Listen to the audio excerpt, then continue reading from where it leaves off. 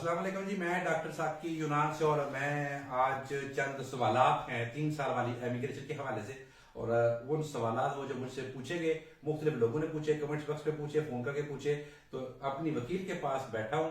वो जो 11-12 सवाल हैं, आसान आसान सवाल हैं, वो सब के जवाब आज हम इस वीडियो में इनसे मालूम करके हम आपको देंगे। Τι κάνετε? Καλησπέρα. Καλησπέρα. Είναι ερωτήματα για τα 3 χρόνια που είναι 11 ερωτήματα. Είναι αυτά τα 3 χρόνια πότε τα κριτεί και πότε τα συγκινάει και μέχρι πότε τα γίνει αυτά τα 3 χρόνια. Λοιπόν, η συγκεκριμένη τροπολογία θα ψηφιστεί σήμερα και θα ισχύει από τον Ιανουάριο του 2024. Η διάρκεια της θα εκτείνεται έως τις 31 Δεκεμβρίου του 2024. ये जनवरी में शुरू होंगे और दिसंबर 31 दिसंबर 2024 में खत्म हो जाएंगे। ये जहां तक कानून रहेगा.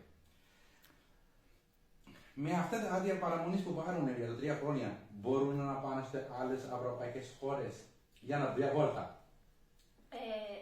Δεν μπορούν να εργαστούν, μπορούν όπως όλοι όσοι έχουν άδεια παραμονή στην Ελλάδα με εξαίρεση κατηγορία τιμακρών να πάνε στην Ευρωπαϊκή Ένωση μόνο για τουριστικούς λόγους, μόνο για βόλτα. Μόνο για βόλτα, όχι για δουλειά. Αλλά μπορούν να πάνε. मतलब वो दूसरे ममालिक में जा सकते हैं.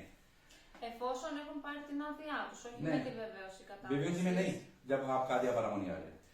Για 7 χρόνια που μπορούν να πάνε με το, μπαίνουν με αυτό την πλατφόρμα για τα 3 χρόνια και αυτοί που έχουν καταθέσει για τα 7 χρόνια, αυτοί έχει και σε χωριστά πλατφόρμα, δηλαδή μπορούν να κάνουν και αυτά χρόνια με 2024 ή μόνο για το 2024, μόνο για τα 3 χρόνια θα καταρτήσουν?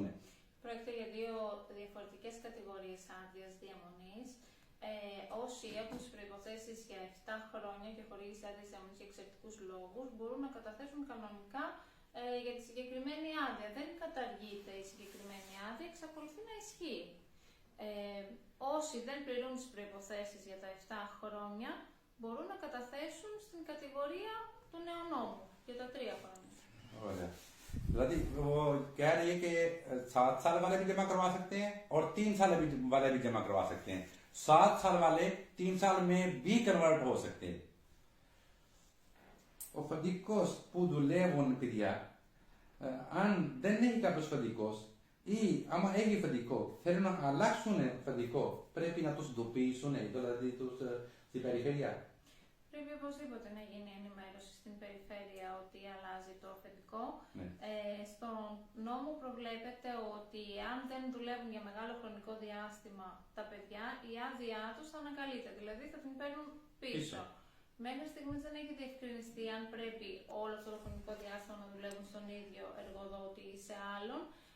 Σίγουρα όμως θα διευκρινιστεί σε μεταγενέστερο χρόνο. अगर आपके पास मालिक नहीं है और अगर यहाँ मालिक तब्दील करते हैं और नए मालिक का आप वहाँ जब अंदराज नहीं करवाते, सेवा से रसिया नहीं देते, तो कुछ अर्से बाद 3-4 महीने बाद आपका जो आदिया पारामुनी वो रिजेक्ट हो जाएगा, कैंसिल हो जाएगा. Δεν μπορεί να καταθέσουν μετά από 1η Απριλίου 2024, αλλά για 3 χρόνια μπορεί να καταθέσει. Μπορούν να καταθέσουν, δεν υπάρχει ο ίδιος περιορισμός στο συγκεκριμένο νόμο. हाँ, यानी कि वो 3 साल वाले जो हैं वो सफेद कार्ड वाले सबूतों पे भी जमा करवा सकते हैं. 7 साल वाले जो वो 1 अप्रैल से पहले जमा करवा सकते हैं सफेद कार्ड के सबूत.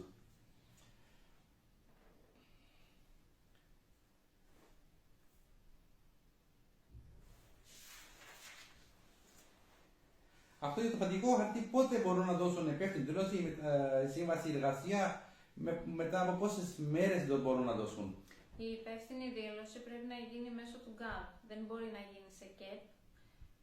Δίνεται με την κατάθεση της αίτησης, πρέπει να υπάρχει δηλαδή σαν δικαιολογητικό κατά την κατάθεση της αίτησης και μετά μέσα σε προθεσμία 40 ημερών η περιφέρεια χορηγεί βεβαίωση κατάθεσης αίτησης.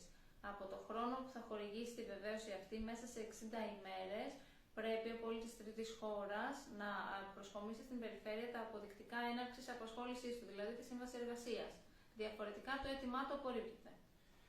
Όταν θα πάρουν την πρώτη επιβεβαίωση, δηλαδή όταν τα καταρτήσουν χαρτιά, πάρουν πρώτη επιβεβαίωση για ένα άσπρη, όπως ήταν στο παλιά.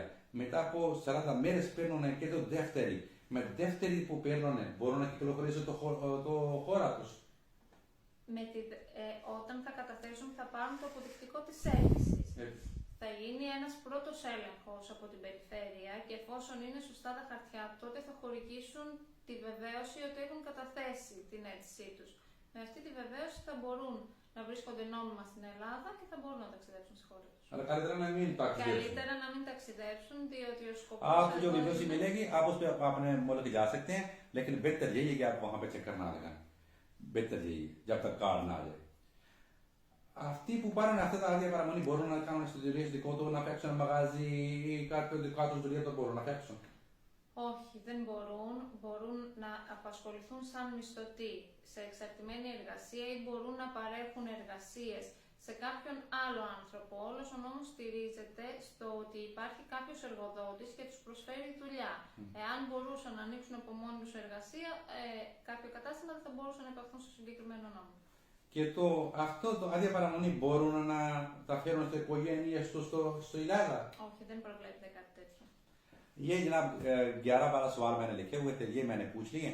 नए कोई सवाल हो तो आप कमेंट बॉक्स में या फोन करके मुझे या मैसेज करके बता दें, वो भी पूछ लेंगे ताकि किसी किस्म की कोई फर्क ना रहे. आपको एक एक बात का पता होना चाहिए. हमारा ड्यूटी आप तक, आपके मोबाइल तक आपकी आवाज़ पहुंचाना, तो हमने वो इंशाल्लाह आप तक पहुंचा दी है. जज़ाकल्लाह, अपना बहुत सारा ख्याल रखें. इजाज़त दीजिए जो जयकारी को और साकी को. अल्लाह हाफिज़. Γεια σας.